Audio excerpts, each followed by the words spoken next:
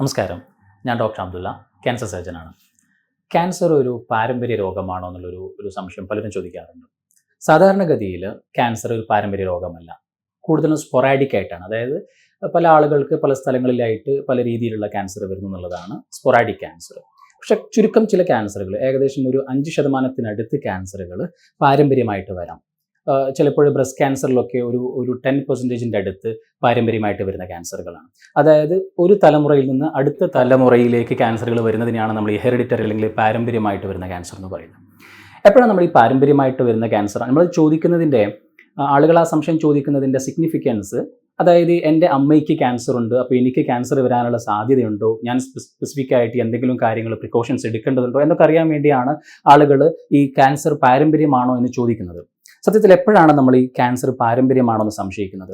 ചെറിയ പ്രായത്തിൽ ക്യാൻസർ വരുന്നത്, ഒരു 40 വയസ്സിന് മുമ്പൊക്കെ ക്യാൻസർ വരാം, അല്ലെങ്കിൽ ഒരാൾക്ക് തന്നെ ഒന്നിലധികം ക്യാൻസർ വരുന്നത്, അല്ലെങ്കിൽ ഒരാൾക്ക് തന്നെ 2 ബ്രസ്റ്റിലും ക്യാൻസർ വരിക, അല്ലെങ്കിൽ 2 കിഡ്നിയിലും ക്യാൻസർ വരിക, അല്ലെങ്കിൽ ഒരു ഫാമിലിയിലെ അടുത്തടുത്ത ഫാമിലി മെമ്പേഴ്സിന് ക്യാൻസർ വരുന്നു, അച്ഛന് ക്യാൻസർ വരുന്നു, മകൾക്ക് ക്യാൻസർ വരുന്നു, അല്ല അങ്ങനെ ഫാമിലി മെമ്പേഴ്സിന് തന്നെ കൂടുതൽ പേർക്ക് ക്യാൻസർ വരാം.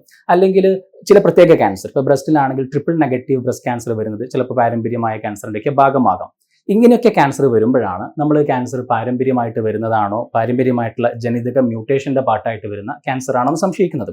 പലപ്പോഴും ഈ BRCA1, BRCA2 എന്നൊക്കെ പറഞ്ഞിട്ടുള്ള മ്യൂട്ടേഷൻസ് ഉണ്ടാകുമ്പോൾ അതിൻ്റെ ഭാഗമായിട്ട് ക്യാൻസർ പാരമ്പര്യമായിട്ട് വരുന്നുണ്ട്.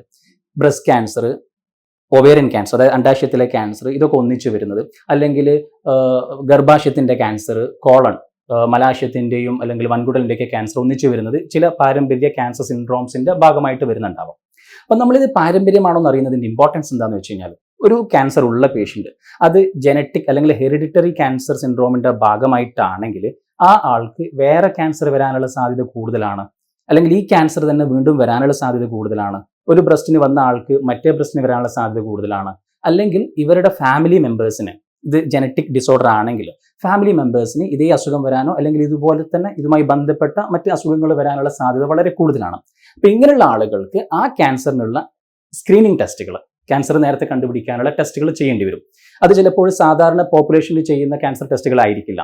സാധാരണ ബ്രസ്റ്റ് ക്യാൻസർ സ്ക്രീനിങ് ചെയ്യാറുണ്ട്, 2 വർഷത്തിലൊരിക്കൽ ചെയ്യും. പക്ഷേ ഈ ഒരു BRCA1 മ്യൂട്ടേഷനുള്ള ആളുകൾക്ക് 6 മാസത്തിലൊരിക്കൽ ചെയ്യേണ്ടി വരും. അതും സാധാ ഡിജിറ്റൽ മാമോഗ്രാഫി മതിയാവില്ല, പകരം MR മാമോഗ്രാഫി ചെയ്യേണ്ടി വരും, അതായത് MRI ചെയ്യേണ്ടി വരും.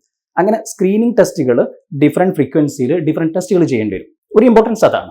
വേറൊന്നുള്ളത്, ഫാമിലിയിൽ ഒരാൾക്ക് ബ്രസ്റ്റ് ക്യാൻസർ ഉണ്ടെങ്കിൽ അല്ലെങ്കിൽ ഇതുപോലുള്ള ജനറ്റിക് സിൻഡ്രോംസ് ഉണ്ടെങ്കിൽ ബാക്കിയുള്ള ഫാമിലി മെമ്പേഴ്സിന് കൂടി ഈ സ്ക്രീനിങ് ചെയ്യേണ്ടി വരും. അപ്പോൾ ഇതാണ് അതിൻ്റെ ഒരു ഇമ്പോർട്ടൻസ് വരുന്നത്. പിന്നെ വേറൊരു ഇമ്പോർട്ടൻസ് വരുന്നത്, ഈ ജനറ്റിക് സിൻഡ്രോമിൻ്റെ ഹെറിഡിറ്ററി പാർട്ടായിട്ട് വരുന്നതാണെങ്കിലും ഈ പ്രൊഫൈലാക്റ്റിക് സർജറീസ് ഉണ്ട്. അതായത് ഈ അസുഖം വരുന്നതിന് മുമ്പ് തന്നെ നമ്മൾ ഏത് ഓർഗനാണോ അസുഖം വരാൻ സാധ്യതയുള്ളത് അത് ഓപ്പറേഷൻ ചെയ്ത് എടുത്ത് കളയുന്ന രീതിയാണ് ഏറ്റവും പ്രധാനപ്പെട്ട. നമുക്ക് ഇത് പറയുമ്പോൾ എപ്പോഴും നമ്മൾ ഓർക്കുന്ന ഒരു നെയിമാണ് Hollywood actress Angelina ജോളിയുടേത്.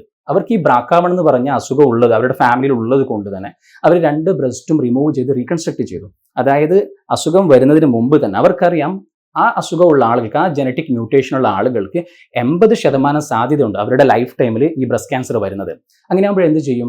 Breast cancer വരുന്നതിന് മുമ്പ് തന്നെ 2 ബ്രസ്റ്റും റിമൂവ് ചെയ്ത് അത് റീകൺസ്ട്രക്ട് ചെയ്തു. അതായത് ക്യാൻസറൊക്കെ വരുന്നതിന് മുമ്പേ ബ്രസ്റ്റ് റിമൂവ് ചെയ്യാന്ന് പറഞ്ഞാൽ ചെറിയ കാര്യമല്ല, നമുക്കത് ആക്സെപ്റ്റ് ചെയ്യാൻ വളരെ ബുദ്ധിമുട്ടാണ്. ബട്ട് ഒരു ലൈഫ് ടൈമിൽ 80%, അതായത് ഓൾമോസ്റ്റ് അസുഖം വരുന്ന ഉറപ്പാണെങ്കിൽ ആ ബ്രസ്റ്റ് സർജറി ചെയ്യുന്നതിൽ കാര്യമുണ്ട്.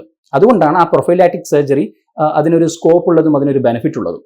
അല്ലെങ്കിൽ അതുപോലെ കീമോ പ്രിവെൻഷൻസ്, ചില ടാബ്ലറ്റ് കൊണ്ട്, ഫോർ എക്സാമ്പിൾ ഹോർമോൺ ടാബ്ലറ്റ് കൊണ്ട്, അല്ലെങ്കിൽ ഈ ടെമോക്സിഫൻ, എക്കോസ്പിരിൻ തുടങ്ങിയ ടാബ്ലറ്റുകൾ കൊണ്ട്, ആസ്പിരിൻ തുടങ്ങിയ ടാബ്ലറ്റുകൾ കൊണ്ട് ചില ക്യാൻസറുകൾക്ക് പ്രിവെന്റ് ചെയ്യാൻ പറ്റുന്നുള്ള പഠനങ്ങളുണ്ട്. അത് അത്ര കോമൺ ആയിട്ട് നമ്മൾ ക്ലിനിക്കലി പ്രാക്ടീസ് ചെയ്യുന്നില്ലെങ്കിൽ പോലും ഇതുപോലുള്ള പ്രൊഫൈലാക്റ്റിക് മെഷേഴ്സ് നമുക്ക് എടുക്കാൻ പറ്റും.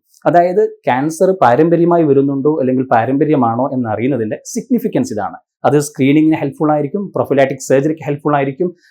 ഇനി വേറൊരു ക്യാൻസർ വരാനുള്ള സാധ്യതയോ അല്ലെങ്കിൽ നമ്മുടെ ഫാമിലി മെമ്പേഴ്സിന് ക്യാൻസർ വരാനുള്ള സാധ്യതയൊക്കെ നമുക്ക് പ്രെഡിക്റ്റ് ചെയ്യാൻ പറ്റും. ഇതാണ് അതിൻ്റെ ഇമ്പോർട്ടൻസ്.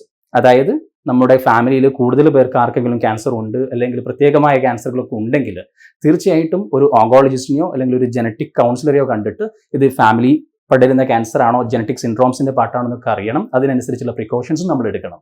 Thank you.